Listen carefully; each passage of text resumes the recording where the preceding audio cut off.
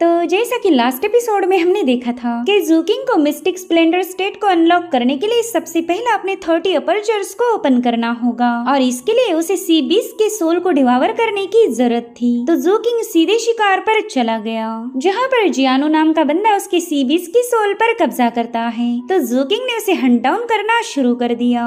वो लगातार 10 दिनों तक जियानो को भगा रहा था, मगर उसे खत्म करने से पहले ही जियानो के मास्टर उसे बचा लेते हैं। साथ ही उन्होंने जूकिंग और जियानो को एक टेलिस्मान में लिंक कर दिया था। सो अब ये दोनों मजबूर होकर एक दूसरे की मदद करने लगे। जूकिंग हर्शी ट्राइब की गोल्डन कोर कल्टीवेटर की सोल पर कब्जा करना चाहता था, तो जियानो ने उसकी हेल्प की।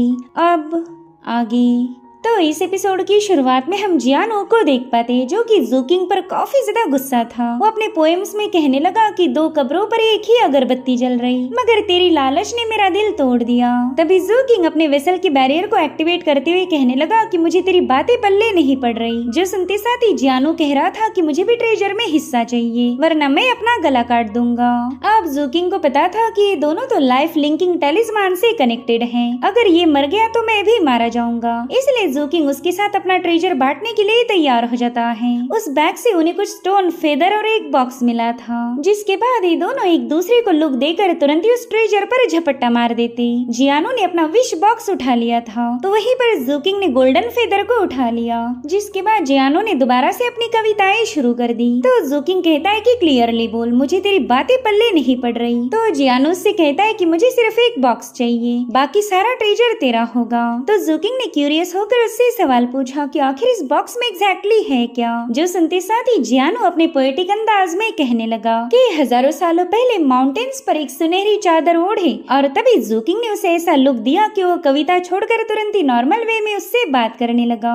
वो बताता है कि इसे विश बॉक्स कहा जाता, इसे एंशिएंट कल्टीवेटर्स ने छोड़ा है। आमतौर पर ऐसे बॉक्सेस में एंशिएंट कल्टीवेटर्स की लेगेसीज मिलने के चांसेस रहते हैं। मैंने तो इससे पहले भी 3 बार विश बॉक्सेस हासिल किए थे, हाँ, मगर उसमें से मुझे कोई खास रिवॉर्ड नहीं मिला। और इन बॉक्सेस को ओपन करना भी काफी ज्यादा आसान है। तुम्हें सिर्फ अपनी स्पिरिचुअल पावर को इसमें फील करना होगा, उसके बाद ये ओपन हो जाएगा। जिसके बाद जियानो वेसल की छत पर जाकर कविताएं गाते हुए उस विश बॉक्स की पपिया लेने लगा, और फिर उसने अपनी स्पिरिचुअल पावर को उस बॉक्स के साथ चैनल करना शुरू कर दिया।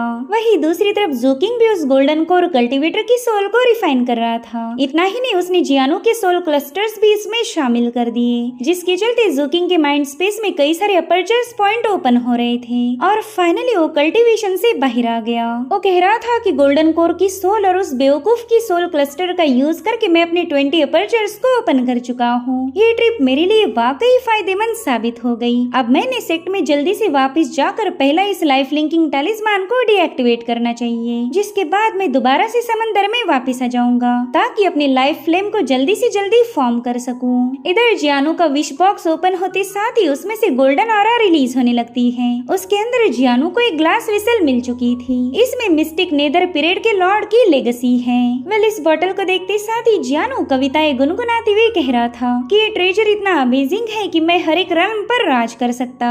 इनफैक्ट अब तो ये रोमांटिक पोएट खुश होकर उस बोतल को ही चूमने लगा। उसके अंदर से उसे काफी प्यारी खुशबू आ रही थी, जो कि उसके नाक में घुसने लगी, और फिर थोड़ी देर में उस खुशबू को सूंघने के बाद तो जियानो की शक्ल देखने लायक हो गई थी। इधर जूकिंग एंसेस्टर से पूछता है कि पता नहीं ये बदबू कहाँ से आ रही। तो एंसेस्टर भी अपने नाक को ढकते हुए कहने लगा कि मास्टर, ये तो हेदर ब्लॉसम की स्मेल है। और तभी जियानो ने उस चेस्ट में रखी हुई नोट को पढ़ना शुरू कर दिया, जिसमें मिस्टिक नेदर पीरियड का लॉर्ड बताता है कि मैंने एंशिएंट एम्परर से इनलाइटनमेंट हासिल की थी। क्या तुम्हारे जमाने में कोई गॉड्स है? मेरे ऑफस्प्रिंग इसी में कैद है। ये बॉटल जो भी औरत स्मेल करेगी वो मेरे बच्चों को जन्म देगी, ताकि मेरी लेगेसी आगे तक चलती रहे। याद रही, इस बॉक्स में कैद लेगेसी बस एक औरत ही क्लेम कर सकती। ये पढ़कर तो बेचारा शायर परेशान हो गया। उसने जो सूंघा था वो सिर्फ एक औरत के लिए ही बना था, ताकि वो लॉर्ड ऑफ मिस्टिक नेदर के बच्चे पैदा कर सके। और हमारा शायर तो किसी भी एंगल से औरत नहीं था, तो उसका मुंह ऐसा बना मानो अब बस वो रोने वाला हो। और तभी जूकिंग उससे पूछने लगा कि बताओ ना, तुम्हें उस बॉक्स में कौन सी लेगेसी हासिल हुई। अब अगर जियानो उसे सच्चाई बताएगा तो उसे काफी ज्यादा जलील होना पड़ेगा, इसलिए वो कहता है कि क्या ही ट्रिमेंडस कार्मिक चांस था। ऐसा ट्रेजर तो बस नसीब वालों को ही हासिल होता। ओए होए होए, मेरा ट्रेजर वाकई अमेजिंग है। और फिर उसने अचानक से उल्टियां निकालना शुरू कर दी। बेचारे लॉर्ड ऑफ मिस्टिक नेदर के सारे बच्चे इसके मुंह से ही बाहर आ रहे थे और उतने में उनके पास से कैरेज गुजरने लगती है। तो जैसे ही जियानो की उस पर नजरें पड़ी, ओ भाई साहब, इसने इतने जल्दी से कपड़े बदल दिए कि क्या ही बताऊं। वो तो एकदम हीरो वाले अंदाज में पोज देने लगा, जो देखते साथ ही लड़कियां भी ठंडी ठंडी आहें भर रही थी। वो कहती, देखो तो फर्स्ट पिक के प्रिंस कितने ज्यादा हैंडसम लग रहे। एंसेस्टर जू किंग को बताने लगा कि मास्टर, ये लौंडा तो एक नंबर का थरकी निकला। देखो तो इसने कितने जल्दी अपना चेहरा चमका दिया। खैर, ये कमीना काफी सारी लड़कियों को अपना दिल ऑलरेडी दे चुका है और इसके सारे कुकर्मों को मैंने एक रिकॉर्ड में मेंशन भी कर दिया। आगे चलकर आप इसे जितना चाहे उतना ब्लैकमेल कर सकते हो। और अब एंसेस्टर जू किंग को इम्प्रेस करने के लिए कहने लगा कि आप इतने महान हो कि अब मुझे खुद पर ही शर्म आ रही। मैं तो सिर्फ एज में बढ़ता गया और आपने इतनी कम एज में ही फाउंडेशन को फॉर्म कर दिया। आपको सर्व करके तो मुझे इतना प्राउड फील होता कि मेरा सीना मानो 56 इंच का हो गया। मगर जू किंग को एल्डर की चालबाजी सारी समझ आ गई। वो जानता था कि एंसेस्टर अपना नाम रिवेंज लिस्ट से हटाना चाहता है। तो जू किंग कहने लगा कि तुम्हारी परीक्षा ठीक 1 महीने बाद होने वाली है और शैडो क्रीचर तुम्हारा कंपेनियन होगा। जो डर गया समझो मर गया। जिसके बाद फाइनली ये लोग सेवन ब्लड आइसेक के इलाके में पहुंच गए थे। वहां आते साथ ही जू किंग के हाथ पर लगा हुआ लाइफ लिंकिंग टैलिस्मान पूरी तरह से रिमूव हो गया, यानी कि अब उसके पास जियानो को मारने का लाइसेंस है। मगर शायर 2 कदम आगे निकला। वो तो जू किंग को पलट कर देखने से पहले ही वहाँ से भाग चुका था और जाते हुए भी वो अपने पोएटिक अंदाज में कहने लगा कि मैं हूँ मैजेस्टिक, एक ट्रू इमॉर्टल। मामूली सी चांद सितारे मेरी रोशनी को ढक नहीं सकते। साथ ही उस बंदे ने अपनी नॉन शायरी वाली भाषा में जू किंग के लिए एक मैसेज भी छोड़ दिया था। वो कहता है, भाई हम दोनों एक ही सेक्ट से बिलोंग करते हैं, तो क्यों ही बेवजह मसलों को बढ़ाना। तुम्हारी एनर्जी वाकई गजब की थी, मगर उसमें ईवल और आके ट्रेसेस थे। इसी वजह से तो छठे पिक के मास्टर का बेटा मिसिंग हो गया। तो मैं तुम्हें बड़े भाई के नाते सलाह दूंगा कि तुम काफी ज्यादा केयरफुल रहो। उतने में जू किंग को उसके दोस्त जैंगसन का भी मैसेज मिला। वो काफी ज्यादा एक्साइटेड होकर बता रहा था कि भाई जल्दी से अड्डे पर आ जा, मेरे पास ऐसी स्कीम है जिसे सुनकर ही मजा आ जाएगा। तो यूँ समझ ले कि मैं तेरे पे बहुत बड़ा एहसान करने वाला हूँ, तो कमी नहीं, जल्दी आ जा। इसलिए जू किंग भी अड्डे पर पहुँच गया, जहाँ पर चेन अर्नियो भी मौजूद था। जैंगसन कहता है, मेरे जिगर के टुकड़ों, मेरे पास एक मनी मेकिंग अपॉर्चुनिटी है, तो बताओ क्या तुम इसमें पैसा कमाना चाहोगे। आप पैसे का नाम सुनते साथ ही चेन अर्नियो को जैंगसन की स्कीम में दिलचस्पी आ गई। जैंगो से बता रहा था कि मुझे हाल ही में एक खबर मिली है कि जल्दी हाइशी ट्राइब और हमारे सेवन ब्लड आइसेक के दरमियान एक बैटल होने वाली, तो हम इसी मौके का फायदा उठाकर पैसा कमा सकते। जिस पर चेनरनियो कहने लगा कि शायद तू हर एक जरूरी चीज को स्टॉक करेगा और फिर बाद में उसे कई गुना ज्यादा दामों में सेल करेगा।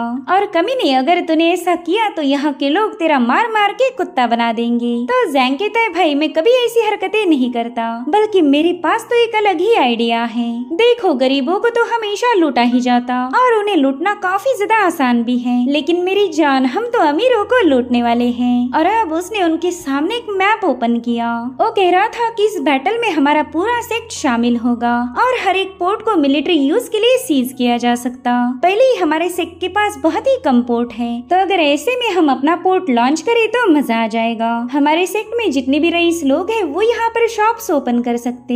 एक तो हम उन्हें शॉप्स देंगे और वो जितना भी माल सेल करेंगे उसमें भी हमें कमीशन मिलेगा। और तुम दोनों का भाई ये जैंगसन इतना स्मार्ट है कि इसने पहले ही सारा हिसाब भी लगा दिया। देखो, 3 महीने में हम इस पोर्ट से ढेर सारा पैसा कमा सकते, और अगर ये जंग पूरे 1 साल तक चलती रही तो हमारे मजे हो जाएंगे। इस तरह से तो हम 1 साल में 4 बार प्रॉफिट उठा सकते। तुम लोग बस पोर्ट को मेरे हवाले कर दो और अपने पैसे का इंतजार करना। तो चेनरनियो कहने लगा कि भाई तेरी आइडिया तो मुझे पसंद आई, लेकिन मुझे ये बता कि तू प्रॉफिट को किस तरह से स्प्लिट करेगा। जिस पर जैंग कहता है कि अपफ्रंट पर जितना भी खर्चा आएगा वो मैं सारा उठाने के लिए तैयार हूँ, तुम दोनों तो बस उसमें थोड़ी बहुत मदद कर देना। तो प्रॉफिट में मैं तुम्हें 30-30% देने वाला हूँ और बाकी बचे 60% मेरे हो जाएंगे। अगर कैलकुलेशंस के हिसाब से बताओ तो तुम दोनों 1 साल के अंदर 3 मिलियन स्पिरिचुअल स्टोन्स कमा सकते हो। अब इतनी बड़ी अमाउंट सुनते साथ ही ये दोनों भी तुरंत इस प्लान में शामिल हो जाते हैं। अगले ही दिन से इन्होंने अपने पोर्ट नंबर 176 पर काम करना करना शुरू कर दिया। चेनरनियो बता रहा था कि जैंगसन, अगर तू चाहता है कि तेरा पोर्ट अच्छा चले तो तू सबको ये बता देना कि इस पोर्ट में जूकिंग का भी काफी बड़ा शेयर है। ये बंदा हैंडसम है और ऐसे लोग हमेशा प्रॉफिट लेके आते। और उतने में मूशिंग वहाँ पर आ जाती है। उसे देखते साथ ही जैंगसन तो बड़े क्यूट अंदाज में उससे बात करने पहुँच गया। वेल, ये बंदा मूशिंग को काफी ज्यादा पसंद करता था और रोमांटिक अंदाज में उससे पूछने लगा कि बताए आपका यहाँ पर कैसे आना हुआ। मगर मूशिंग तो जूकिंग से बात करने आई। वो कह रही थी कि मैं यहाँ पर एक शॉप ओपन करना चाहती हूँ और मेरी शॉप का लोकेशन आपकी बर्थ के पास ही होना चाहिए, ताकि जब भी हमें टाइम मिलेगा हम लोग स्पिरिचुअल हर्ब्स और रेमेडीज को डिस्कस कर सकते। वेल, जैंगसन दोबारा से बात करने घुस रहा था मगर चेन उसका मुंह दबोच कर उसी साइड में हटा देता है। उसी तो ऐसे साइड में हटाया गया मानो दूध में से मक्खी। उतने में वहाँ पर एक और ब्यूटी पहुँच गई। वेल, ये है शुई। लास्ट टाइम जूकिंग ने इसे अपने वेसल में लिफ्ट दी थी। मूशिंग और शुई में एक ही बात कॉमन है, ये दोनों भी जूकिंग को लाइक करती थी। तो शुई वहाँ आते साथ ही जूकिंग को बता रही थी कि मैं यहाँ पर 3 शॉप्स खोलना चाहती हूँ और फिर वो बड़े गुस्से में मूशिंग को घूरने लगती है। ये देखकर जैंगसन और चेनरनियो को मजा आ रहा था। इधर शुई की चमची लड़कियां आग में घी डालने का काम कर रही थी। वो कहती अच्छा तो ये है मिस्टर जूकिंग। हमारी सीनियर शुई तो इनकी खूबसूरती की काफी ज्यादा तारीफें करती रहती। वहीं पर जैंगसन चेनरनियो से कहने लगा, वो कहता है भाई मुझे तो ऐसा लग रहा कि हम दोनों की बॉडी पर कांटे लगे हैं, इसलिए तो ये सारी लड़कियां उस जूकिंग के ही पीछे दीवानी हो गई। इसलिए जैंगसन खुद ही उन लड़कियों से बात करने पहुंच गया। वो कह रहा था माय डियर लेडीज, मैं भी यहाँ का ओनर हूँ, मुझे बताएं आप किस तरह का शॉप खोलना चाहती हो। जिस पर शुई कह रही थी कि वो तो अभी तक डिसाइड नहीं हुआ, लेकिन मुझे मेरा शॉप मिस्टर जूकिंग के बर्थ के साइड में चाहिए। अब ये सुनते साथ ही मूशिंग को लगा कि ये बंदी तो उसके लिए कंपटीशन साबित हो सकती, तो तुरंत ही बताने लगी कि पोर्ट काफी बड़ा है, यहाँ पर सिर्फ एक शॉप से काम नहीं चलेगा, मुझे टोटल 5 शॉप्स खरीदने हैं। वेल, ये सुनते साथ ही शुई ने भी 10 शॉप्स खरीदने का फैसला लिया। वेल, इन दोनों की खुन्नस में फायदा हो रहा था जैंगसन का, मगर उसने देखा कि यहाँ पर लड़ाइयाँ शुरू होने वाली है, तो तुरंत ही उन्हें समझाने लगा कि लेडीज शांति ही फॉर्चून लेके आती है। मगर उन दोनों ने तो एक साथ मिलकर ही जैंगसन को चुपचाप रहने की ऑर्डर दे दी। वहाँ पर एक बॉडी बिल्डर भी पहुँच जाता है। वो पूछ रहा था कि क्या यही पोर्ट नंबर 176 है, और उतने में उसे एक झापड़े में साइड में हटाया गया। हुआंग कह रहा था कमीने, तू तो ऐसा चलता है मानो बॉस तू ही हो। खैर, मैं अपने दोस्त जूकिंग की हेल्प करने आया हूँ। पोर्ट ओपन करना आसान नहीं होता, इसमें तुम्हें सपोर्ट की जरूरत पड़ेगी। तो मैंने अपने वाटर डाइवर्शन डिवीजन के सभी बंदों को बता दिया कि हम यहाँ पर अपनी ब्रांच को ओपन करेंगे। और उतने में हुआंग का जानी दुश्मन जोंग उसी साइड में हटा देता है। वो कह रहा था कि मैं भी यहाँ पर 20 शॉप्स खरीदना चाहता हूँ और वो सारे शॉप मुझे मिस शुई के पास होनी चाहिए। जोंग तो इनका सबसे बड़ा कस्टमर बन गया था। चेनरनियो और जैंगसन को फील हो रहा था कि औरतों के चक्कर से वो और भी ज्यादा पैसे कमाएंगे, यानी कि औरतों के चक्कर इतने भी बुरे नहीं होते। उतने में जिमेई वहाँ पर पहुँच गई। वो जूकिंग को बता रही थी कि सीनियर किंगपिंग ने मुझे यहाँ भेजा, मैं भी सपोर्ट देने आई हूँ। इतना ही नहीं, लिटिल वुल्फ भी जूकिंग की हेल्प करने पहुँच चुका था। इधर सभी लोगों को पता चलने लगा कि क्राइम डिवीजन के दोनों डायरेक्टर्स ने अपना पोर्ट खोला है। अगर यहाँ पर बिजनेस किया तो प्रॉफिट गारंटीड होगा। अभी सुनते साथ ही हर एक बंदा इस पोर्ट पर अपना शॉप खरीदना चाहता था। जैंगसन और चेनरनियो को तो ये समझ नहीं आ रहा था कि इस भीड़ को कंट्रोल कैसे किया जाए, और इस तरह से पोर्ट के लॉन्च होते साथ ही उन्होंने डिपॉजिट के पैसों से ढेर सारा प्रॉफिट बना लिया। जैंगसन कह रहा था दोस्तों, आज मुझे एक बात पता चली कि मैं तो एक पैदाइशी बिजनेसमैन हूँ और जूकिंग के इस चिकने थोबड़े की वजह से हमारे कई सारे शॉप्स बेचे गए। वहीं पर चेनरनियो तो स्पिरिचुअल क्रिस्टल के ढेर में ही जाकर गिर गया था।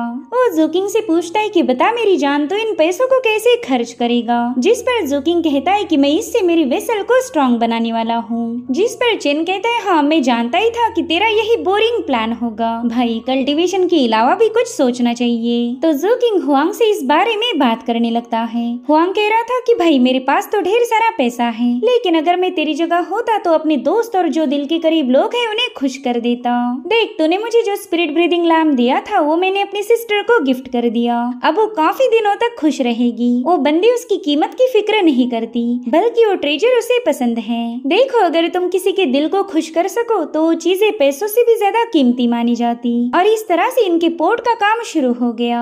मूशिंग जूकिंग से हब्स के बारे में पूछ रही थी, जो देख शुई को गुस्सा आ जाता है। वहीं पर जांग शुई के पीछे था। जूकिंग के दोस्त भी यहाँ के कंस्ट्रक्शन में पूरा हाथ बटा रहे थे और देखते ही देखते बस कुछ ही दिनों में पोर्ट बनकर तैयार हो गया। चेन अर्नियो कहता है, भाई कल ही हमारे पोर्ट की ओपनिंग होगी, तो सभी लीडर्स को अच्छे से अटेंड करना पड़ेगा। जिस पर जैंगसन कह रहा था कि मैंने सबको इनवाइट कर दिया गया है, साथ ही उन्हें कुछ बर्थ भी लो प्राइस में सेल कर दी, मगर अभी भी हमारे पास थोड़ी बहुत बर्थ बाकी है, इन्हें हम सस्ते दामों में बेच सकते हैं। तो चेन अर्नियो जूकिंग से कहने लगा कि चल मेरे भाई ये बर्थ तू रख ले, हाँ मगर इसके तुझे 30,000 स्पिरिचुअल स्टोन्स देने पड़ेंगे। जिस पर जूकिंग गुस्से में कहने लगा कि कैप्टन फालतू की उधारी मत बढ़ाओ, और वैसे भी ये बर्थ मेरे ही हिस्से की थी। उसके तेवर देखकर चेन कहता है, अरे वाह बच्चा तो बड़ा हो गया, देखो तो मेरे सामने कितनी जुबान लड़ा रहा। और अब अगले सीन में हम देख पाते कि जूलियो जूकिंग से मिलने पहुंच गई थी। वो कहती, मास्टर आपका ये पोर्ट तो काफी ज्यादा अमेजिंग लग रहा, लोग तो इमेजिन भी नहीं कर सकते आपने ऐसा पोर्ट बनाया है।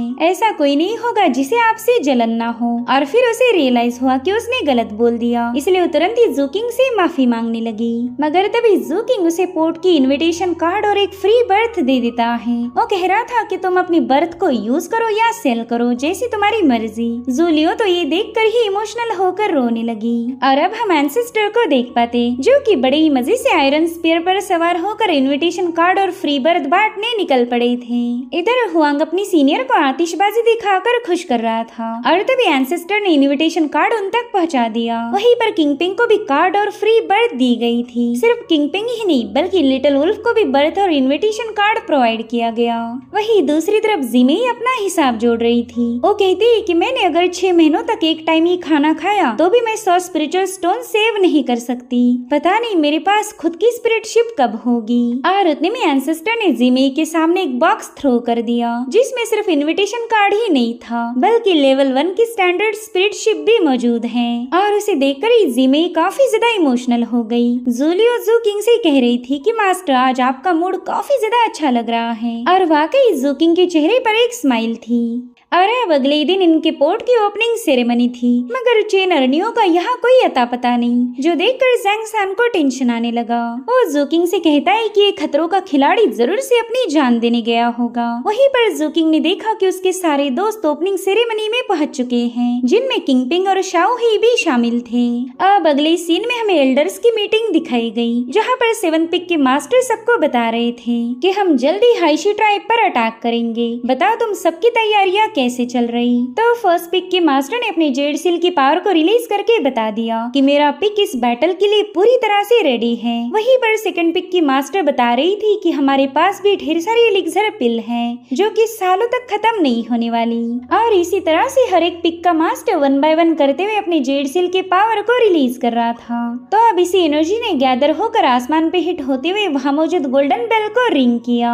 उसकी वाइब्रेशंस पूरे माउंटेन पर हिट हो रही थी। दरअसल तरीका था ग्रैंड मास्टर शू लियांजी को इनवाइट करने का। वेल इस बेल को देखकर सिटी के लोगों को पता चल गया कि 7 ब्लड आइस सेक्ट ने जंग का ऐलान किया है। साथ ही हमें काफी भयानक ब्लड एनर्जी रिलीज होते हुए नजर आती है। और फिर उस एनर्जी ने गैदर होकर शू लियांजी का फॉर्म लिया। वो कह रहे थे कि मैं सभी डिसाइपल्स को बताना चाहता हूँ कि ग्रेट बैटल हमारा इंतजार कर रही। और गाइज यही पर बियॉन्ड द टाइम गेज का सीजन 1 एंड हो जाता है। अब सीजन 2 के पहले एपिसोड में हम देख पाते हैं कि 7 पिक सिटी के बेल बजने की वजह से अफरा तफरी मच गई। सभी डिसाइपल्स इसका हिस्सा बनने निकल पड़े। हर एक पिक का बंदा वहाँ पर पहुँच गया था। और तभी शू लियांजी का जायंट फॉर्म अपीयर होकर सबको बताने लगा कि हाइशी ट्राइब के साथ हमने जंग का आगाज कर दिया। और अब वहाँ पर फर्स्ट पिक की कई सारी तलवारें दिखाई जाती है। दरअसल फर्स्ट पिक अपनी सोर्ड आर्ट के लिए फेमस था। फर्स्ट पिक के डिसाइपल्स रेड रोब पहनते हैं और उन्हें ब्लड आइस सेक्ट के साउथ ईस्ट डोमेन को शील्ड करना था। अब जूकिंग हमें बताता है सेकंड पिक के बारे में। ये लोग अल्केमी और पिल रिफाइनिंग में माहिर थे। जंग के वक्त घायल डिसाइपल्स को हील करना और एलिक्सर प्रोवाइड करते रहना इनकी ही जिम्मेदारी थी। थर्ड पिक तो सबसे अलग माना जाता क्योंकि ये लोग फॉरबिडन स्पेल्स और डार्क आर्ट के एक्सपर्ट थे। जूकिंग बताता है कि ये लोग हमारे सेक्ट के सबसे अजीब और असाधारण लिनिएज में से एक है। और तभी एक डरावने स्मोक में से थर्ड एल्डर बाहर आ गए। वो ग्रैंड मास्टर शू लियांजी को ग्रीट कर रहे थे, जिसके बाद एक और पोर्टल ओपन होकर फोर्थ पिक की भी वहाँ पर एंट्री हो गई। फोर्थ पिक बीस्ट को टेम करने में माहिर था, चाहे वो स्पिरिचुअल बीस्ट हो या सैवेज मॉन्स्टर हो। फोर्थ पिक के लोग इन बीस्ट को कमांड देकर बैटल में इनवाइट कर सकते थे। इनफैक्ट फोर्थ पिक का मास्टर खुद भी एक बड़े सी डिमोनिक बीस्ट पर सवार होकर ही यहाँ आया था। अब अगर बात की जाए पांचवें पिक की तो ये लोग फॉर्मेशंस बनाने में माहिर हैं। रही बात छठे पिक की तो ये पिक ट्रेजर्स को फोर्ज करता था। और अब फाइनली सेवन पिक के मास्टर जेंकाई की भी वहाँ पर एंट्री हो गई। ये सभी लोग शू लियांजी के सामने अपना सिर झुकाकर बताने लगे कि हम जंग के लिए तैयार हैं। शू लियांजी जेंकाई से कह रहे थे कि तुमने शायद प्रोफाउंड टाओ की इनसाइट को गेन किया है, जल्दी तुम अगली लेवल पर ब्रेक थ्रू कर सकते हो। अभी सुनकर दूसरे एल्डर्स थोड़ी सी शॉक हो गए, जिसके बाद शू लियांजी सबको बताने लगे कि ये जंग काफी ज्यादा भयानक होने वाली है, तो मैं इसकी जिम्मेदारी फाउंडेशन बिल्डिंग और ची कंडेंसेशन के डिसाइपल पर डालना नहीं चाहता। मैं अच्छे से जानता हूँ कि तुम्हारी कल्टीवेशन तुमने अपना खून पसीना एक करके कमाई है। तुम्हारी ग्रोथ में हमारे सेक्ट ने ज्यादा मदद की ही नहीं थी और यही रीजन है कि मैं इस जंग में शामिल होने के लिए तुम्हें ऑर्डर नहीं दे सकता। लेकिन जहाँ तक मैं जानता हूँ हाइशी ट्राइब के पास ढेर सारी वेल्थ है, उसकी कीमत ही 100 बिलियन से ज्यादा होगी। तो जो भी ट्रेजर्स हम इस जंग में जीतने वाले हैं, उसका आधा हिस्सा मैं उन बंदों में डिस्ट्रीब्यूट करूंगा जिन्होंने जंग में पार्टिसिपेट किया। मैं तुम में से किसी पर भी जंग में शामिल होने के लिए जबरदस्ती नहीं करने वाला, मगर तुम जैसे इस जंग का हिस्सा बन गए फिर तुम बिल्कुल भी पीछे नहीं हट सकते। तो बताओ फिर कौन इस जंग में मार्च करना चाहता? जो सुनते साथ ही वहाँ मौजूद हर एक डिसाइपल उन्हें रिस्पेक्ट देते हुए बताने लगा कि मैं इस जंग में शामिल होना चाहता हूँ। वहीं पर जूकिंग सोच रहा था कि हाइशी ट्राइब की गोल्डन कोर सोल को रिफाइन करने के बाद मेरी सोल डिवावरिंग फायर स्क्रिप्चर काफी अच्छे से इम्प्रूव हो गई। ऐसा लगता कि जल्द ही मेरी लाइफ फ्लेम इग्नाइट हो जाएगी। और वैसे भी लाइफ फ्लेम को सुलगाने के लिए जंग से ज्यादा परफेक्ट चांस और कोई मिल ही नहीं सकता। उतने में शू लियांजी ने अपनी बड़ी भयानक पावर का यूज करते हुए सभी डिसाइपल्स और मास्टर को टेलीपोर्ट करना शुरू कर दिया। सो इस तरह से एक ग्रेट बैटल का आगाज हो चुका था। वहीं दूसरी तरफ हाइशी ट्राइब भी इस जंग के लिए तैयार थी, मगर उन्होंने सबसे पहला मर्मेड के फ्रंट लाइन्स पर अपने बड़ी भयानक म्यूटेटेड बीस्ट को तैनात कर दिया। उनका बस एक ही मकसद था, जो मर्मेड क्लैन के island seven blood ice sect के कब्जे में है उन्हें वापस से हासिल करना। फ्रंट लाइन पर फियर्स बीस्ट और मर्मेड क्लैन के दरमियान घमासान बैटल शुरू हो गई और तभी हमें शिवेई नाम का एक जायंट दिखाया गया। वेल इन जायंट्स को हाइशी ट्राइब के कोलोसस नाम से जाना जाता, जो कि इस जंग में काफी इंपॉर्टेंट रोल प्ले करेंगे। वेल हाइशी ट्राइब के इस अटैक की वजह से कई सारे मर्मेड मारे गए। वैसे देखा जाए तो हाइशी और मर्मेड क्लैन में पहला अलायंस थी, मगर जब सेवन पिक के मास्टर ने मर्मेड क्लैन पर अटैक करने के बहाने से हाइशी के पावरफुल फिगर्स को निगल लिया, तब से हाइशी और मर्मेड्स की अलायंस ब्रेक हो गई। खैर हाइशी ट्राइब के जायंट्स को वॉर कोलोसस कहा जाता था और उन्होंने बड़े ही मजे के साथ मर्मेड को खाना शुरू कर दिया। थोड़ी देर में इस भयानक बैटल को हाइशी ट्राइब ने जीत लिया था, मगर वो लोग जश्न मना पाए इससे पहले ही वहाँ पर बड़ी भयानक फायर पावर बरसाते हुए सेवन ब्लड आइसेक के लोग पहुँच गए। वो हाइशी ट्राइब से कह रहे थे कि तुम्हारा विनाश तुम्हारे सामने आ चुका है। अब ये देख हाइशी के म्यूटेटेड कल्टीवेटर्स तो काफी ज्यादा पैनिक हो गए, क्योंकि यहाँ पर सबके सब नेसेंट सोल वाले बंदे थे। इनफैक्ट उन्हें तो नेसेंट सोल से भी बियॉन्ड वाली रल्म का प्रेशर फील होने लगा। वो लोग पैनिक होते हुए कह रहे थे कि अब तो हम गए काम से, यहाँ पर वो मॉन्स्टर शू लियांजी भी आ चुका है। उतने में शू लियांजी ने अपने ट्रेजर को स्प्रेड करते हुए सभी डिसाइपल्स को हुक्म दिया कि हाइशी के हर एक बंदे को स्ले कर दो, किसी पर भी रहम मत दिखाना।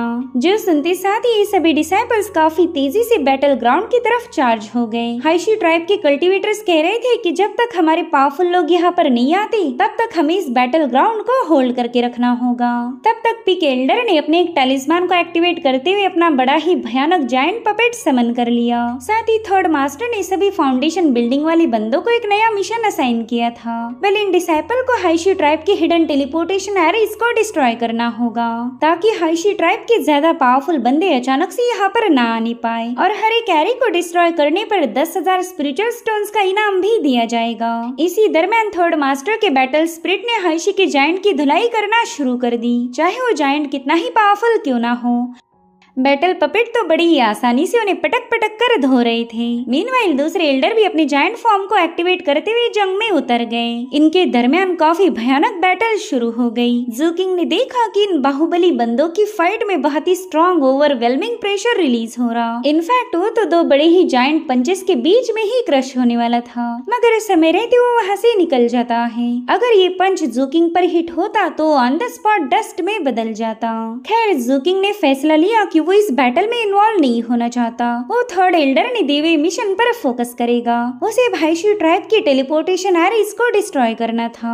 हर एक एरी को ब्रेक करने के उसे 10,000 स्पिरिचुअल स्टोन रिवॉर्ड के तौर पर मिल सकते हैं। तो अब वो बैटल ग्राउंड से थोड़ी दूरी पर पहुंच जाता है। उस जगह पर एलियन टेंट काफी स्ट्रॉन्ग था, तो ज़ूकिंग ने शैडो क्रीचर को बाहर निकाल लिया। वो उसे बता रहा था कि जल्दी से एरी की तलाश करो। अब शैडो तो इस जगह को देखकर ही टेंशन में आ गया। ज़ूकिंग को भी पता है कि ऐसे तो उसकी बात नहीं मानेगा, इसलिए ज़ूकिंग ने उस पर अपने एमेथिस्ट की एनर्जी रिलीज करना शुरू कर दी। इसलिए शैडो क्रीचर डर के मारे अपनी कई सारे शैडोज में स्कैटर होकर उस पूरी जगह का मुआयना करने लगा और फाइनली उसे वो लोकेशन मिल ही गया। मगर ज़ूकिंग तो अभी भी अपनी शैडो के बर्ताव से नाराज है, तो एंसेस्टर तुरंत ही बाहर आकर ज़ूकिंग को समझाने लगे कि मास्टर आप शैडो पर इतना प्रेशर मत डालिए, ये अभी भी आपको ठीक से समझ नहीं पाया। मगर उसे और मुझे इतना तो पता है कि आप काफी ज्यादा एग्जॉस्टेड हो और हम दोनों एक साथ मिलकर आपका बोझ थोड़ा सा कम करना चाहते।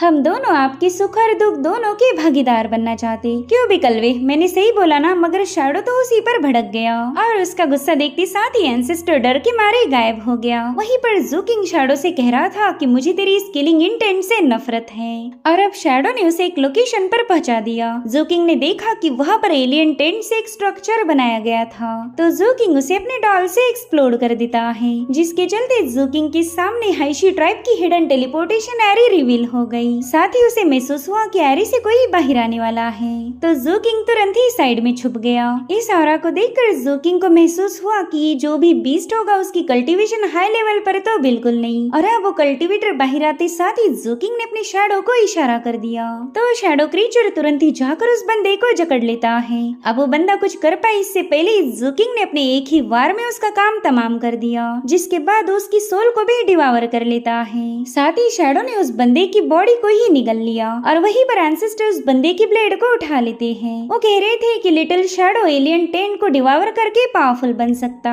और मैं तो सिर्फ आर्टिफैक्ट का स्पिरिट एसेंस ही कंज्यूम कर सकता हूँ। मेरी बात तो वाकई मुश्किल है। और अब एंसेस्टर भी अपने वेपन स्पिरिट एसेंस को डिवावर कर चुके। वहीं पर ज़ूकिंग को पता चला कि हाइशी बीस्ट के मामूली कल्टीवेटर की सोल भी उसके लिए काफी ज्यादा फायदेमंद साबित हो रही। तभी एंसेस्टर उससे कह रहे थे कि मास्टर क्यों ना आप इस एरी को ब्रेक करके अपने रिवॉर्ड को क्लेम करो। मगर ज़ूकिंग का तो अलग ही प्लान था। वो कहता है कि इस एरी से और भी कल्टीवेटर बाहर आ सकते, तो मैं यहीं पर छुपकर उनका इंतजार करूंगा। जितने बंदे मेरे हाथों मारे जाएंगे उतनी ही जल्दी मेरे अपर्चर ओपन हो सकते हैं। और तभी हाइशी का एक और बंदा वहाँ पर पहुँच गया, मगर उसके स्वागत के लिए तो ये तीनों भी तैयार थे, और इस तरह से यहाँ पर खून खराबा शुरू हो गया। हाइशी के बंदों को मार के ज़ूकिंग ने अपने 3 और अपर्चर्स को ओपन किया था, यानी कि उसके 23 अपर्चर्स ओपन थे, मगर उसे कुल मिलाकर 30 अपर्चर्स को अनलॉक करना पड़ेगा, तभी जाकर वो अपने मिस्टिक स्प्लेंडर स्टेट को एक्टिवेट कर सकता है। और इसी तरह से ज़ूकिंग ने एक और हाइशी ट्राइबमन को मार दिया। वो नोटिस करता है कि शैडो आज काफी अजीब तरीके से बर्ताव कर रहा, मगर ज़ूकिंग कुछ समझ पाई इससे पहले वहाँ पर हाइशी ट्राइब का कल्टीवेटर पहुँच गया, और इसने तो ऑलरेडी अपने मिस्टिक स्प्लेंडर स्टेट को भी ओपन करा हुआ था। ज़ूकिंग अच्छे से जानता है कि वो इस लेवल वाले बंदे को हरा नहीं सकता। अब ज़ूकिंग के पास बस एक ही ऑप्शन है, उसे इस कल्टीवेटर को एरी से बाहर आने से रोकना पड़ेगा। इसलिए ज़ूकिंग ने उस एरी पर अपनी ड्रैगन और थंडर पावर का यूज करके अटैक कर दिया, जिसके चलते वहाँ पर धमाका होकर वो एरी बंद हो गई। हाँ, लेकिन ज़ूकिंग ये देखकर हैरान था कि बंदा टेलीपोर्टेशन एरी को ओपन करने की कोशिश कर रहा। वो ज़ूकिंग से कहता है कि बस थोड़ी देर में तो मेरे हाथों मारा जाएगा, और उतने में वो एरी क्लोज हो गई। अब ये लोग दूसरी एरी के पास पहुंच गए थे। हाइशी के कल्टीवेटर्स बड़े ही मजे के साथ एरी से बाहर आए। वो तो आपस में बेट लगाते हैं कि कौन सबसे ज्यादा इंसानों को स्ले करेगा, मगर उतने में ज़ूकिंग ने उन्हें ही स्ले कर दिया। अब ज़ूकिंग ने इनकी सोल पावर को डिवावर करने के बाद वो अपने 25वें अपर्चर को ओपन कर लेता है, मगर दोबारा से वही पावरफुल मॉन्स्टर एरी की तरफ आगे बढ़ रहा था। दरअसल ये वही बंदा था जिसे ज़ूकिंग ने थोड़ी देर पहले एरी से बाहर आने से रोक लिया। तो ज़ूकिंग फटाफट से अपनी वेसल की मदद से एरी पर अटैक कर देता है। वो मॉन्स्टर तो ज़ूकिंग को अपने सामने देखकर ही काफी ज्यादा भड़क गया था और उतने में ज़ूकिंग ने उस एरी को एक्सप्लोड कर दिया, जिसके चलते वो मॉन्स्टर एक बार फिर से एरी से बाहर आने में नाकाम रहा। इसी दरमियान ज़ूकिंग ने हाइशी मॉन्स्टर्स को मारकर अपनी बॉडी में मौजूद 29 अपर्चर्स को ओपन कर लिया था। अब तो बस उसे एक ही अपर्चर को ओपन करना है, जिसके बाद वो अपनी लाइफ फ्लेम को कंडेंस कर पाएगा। इसलिए वो काफी देर तक एरी के सामने इंतजार करता रहा, मगर हाइशी का कोई भी बंदा उसके सामने नहीं आता, जो देखकर ज़ूकिंग को लग रहा था कि शायद हाइशी के बंदों ने मुसीबत को पहचान लिया है, इसलिए तो वो लोग एरी से बाहर नहीं आ रहे। इसलिए ज़ूकिंग इस एरी को डिस्ट्रॉय करके अगली एरी की तलाश में निकल पड़ा। वो सोच रहा था कि बस एक बार उसकी लाइफ लैंप ओपन हो जाए, फिर तो उस हाइशी के पावरफुल बंदे के साथ आसानी से निपट सकता। मगर फिर भी उसके दिल में डाउट था कि शायद वो कैप्टन चेन अर्नियो जितना पावरफुल नहीं बनेगा। और अब ये लोग एक मेंशन के सामने पहुंच गए। ज़ूकिंग का शैडो क्रीचर फटाफट से उस लोकेशन को चेक करके उसे बता रहा था कि अंदर 2 हाइशी ट्राइबमैन और एक ह्यूमन है। फॉर द फर्स्ट टाइम ज़ूकिंग ने शैडो की आवाज सुनी थी। दरअसल शैडो फाउंडेशन बिल्डिंग पर पहुंचने के बाद वो इतना क्लियरली तो नहीं, मगर थोड़ी बहुत बात कर पा रहा था। अब ज़ूकिंग इतना तो जानता है कि अगर वो इन मॉन्स्टर्स को मार पाया तो अपने मिस्टिक स्टेट को आराम से ओपन कर सकता। उसने देखा कि यहाँ पर थर्ड पिक का डिसाइपल है, उसने भी ज़ूकिंग को देख लिया था। वो कह रहा था, मेरे दोस्त प्लीज मेरी हेल्प करो, बाद में मैं तुम्हें काफी अच्छा रिवॉर्ड दूंगा। और तब तक उस मॉन्स्टर ने अपनी वाइन्स में उस बंदे को जकड़ लिया। इधर वो बंदा ज़ूकिंग को बता रहा था कि मैं तुम्हें 1 लाख स्पिरिचुअल स्टोन्स देने के लिए तैयार हूँ। जो सुनते साथ ही ज़ूकिंग ने उस क्रीचर के गले में अपना स्पीयर घुसाकर उसके एसेंस को एब्जॉर्ब कर लिया। अब वो दूसरे मॉन्स्टर का भी शिकार करने वाला था, मगर ज़ूकिंग उसका खात्मा कर पाए इससे पहले उस पर एक सील हिट हो जाता है। भले ही ज़ूकिंग साइड में हट गया था, मगर वो जानता है कि उसका ओपोनेंट स्ट्रांग होगा। दरअसल वहाँ पर मोशी नाम का बंदा पहुँच गया था और इसने भी ज़ूकिंग जैसे ही 29 अपर्चर्स को ओपन किया है। ज़ूकिंग इसे तो आसानी से मार नहीं पाएगा, तो मोशी के पीछे मौजूद कमजोर कल्टीवेटर पर वार करने का फैसला लेता है और यही सेम डिसीजन मोशी ने भी लिया। ये दोनों एक दूसरे के साइड से गुजरते हुए उनके साथियों पर अटैक करने चले गए। मोशी ने अपने ड्रैगन को फॉर्म करते हुए उस कल्टीवेटर पर अटैक किया, मगर वो बंदा अपनी शील्ड को फॉर्म करके उसे काउंटर कर रहा था और फाइनली वो शील्ड शैटर होकर बिखर गई। और उसी वक्त एरी से काफी स्ट्रॉन्ग ऑरा रिलीज होने लगती है, जो देख मोशी तुरंत ही समझ गया था कि ये तो उनके लॉर्ड युनचेन है। इधर ज़ूकिंग भी दिल ही दिल में सोच रहा था कि अब तो हम गए काम से। युनचेन उससे कहता है कि तू काफी देर से एरी को डिस्ट्रॉय करके मुझे बाहर आने से रोक रहा है, मगर अब ऐसा नहीं होगा। वो मोशी से कहने लगा कि तुम इस एरी को गार्ड करो, बस 3 ब्रीदिंग की ही बात है। 3 ब्रीदिंग के अंदर ही मैं इस इंसानी कीड़े का चॉप चॉप स्क्वायर बना दूंगा। ज़ूकिंग को पता था कि अगर ये मॉन्स्टर बाहर आ गया तो वो अपनी स्प्लेंडर स्टेट की स्पीड का यूज करके मुझे आराम से मार सकता। मेरे पास उस कमजोर बंदी को मारने का चांस है, अगर इसे मारा तो मैं अपनी मिस्टिक स्टेट को फॉर्म कर सकता हूँ। इसलिए ज़ूकिंग तुरंत ही उसकी तरफ रवाना हो जाता है। साथ ही वो थर्ड पिक के कल्टीवेटर को बता रहा था कि अगर जिंदा रहना चाहते हो तो इस बंदे को होल्ड करो। तो उस कल्टीवेटर ने भी फाइनली अपना आखिरी दाव खेला। उसने नेमलेस घोस्ट को वहाँ पर समन किया था और तब तक ज़ूकिंग अपनी शैडो से उस मॉन्स्टर को जकड़कर अपना टाइसंग स्लैश उस पर डिलीवर कर चुका और अब उसने उस मॉन्स्टर की सेंस को एब्जॉर्ब कर लिया था। मगर तब तक थर्ड पिक का बंदा भी मोशी के हाथों घायल हो जाता है। मोशी भी इसे मार के मिस्टिक स्टेज पर जाना चाहता था, मगर उतने में ही हमें ज़ूकिंग के माइंड स्पेस का सीन दिखाया गया। 30 अपर्चर्स होते साथ ही मोशी ने किए हुए अटैक उसे काफी ज्यादा स्लो लग रहे थे।